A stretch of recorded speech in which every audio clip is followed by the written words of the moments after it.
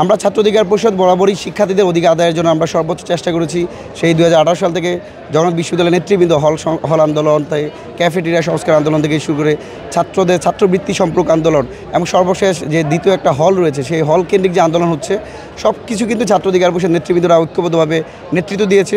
পাশাপাশি আজকে আমাদের যে প্যানেল ঘোষণা হয়েছে, ছাত্র অধিকার পরিষদ, ছাত্রদল এবং সাধারণ শিক্ষার্থীদের সমন্বয়ে ঐক্যবদ্ধ নির্ভীক জবিয়ান প্যানেল, সেই প্যানেলে বিপি হিসাবে AKM রাকিব আছে, সে ছাত্র অধিকার পরিষদ জগন্নাথ বিশ্ববিদ্যালয়ের সভাপতি।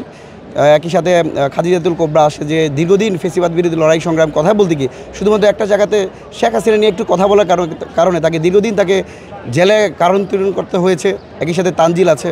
আমরা মনে করি শিক্ষার্থীরা ব্যতিক্রম কিছু চায়, শিক্ষার্থীরা অভ্যুত্থান পরবর্তী নতুন একটা রাজনীতি চায়, যারা শিক্ষার্থীদের অধিকার আদায়ের জন্য কাজ করতে চায়। সেজন্য আমরা শুধু ছাত্র অধিকার কেন্দ্রিক না হয়ে সকল শিক্ষার্থীদের জন্য একটা উন্মুক্ত প্ল্যাটফর্ম করে দেওয়ার চেষ্টা করেছি।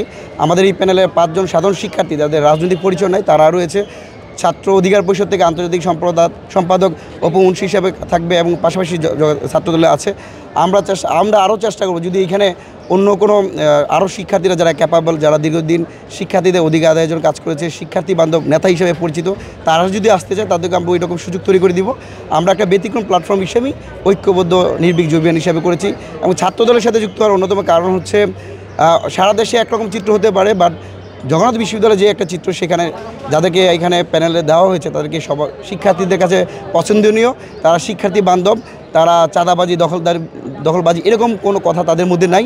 আরেকটা সবচেয়ে বড় বিষয়, আমরা দীর্ঘদিন যাবৎ 18 সালের পর থেকে ফেসিবাদ বিরোধী লড়াই সংগ্রাম করেছি।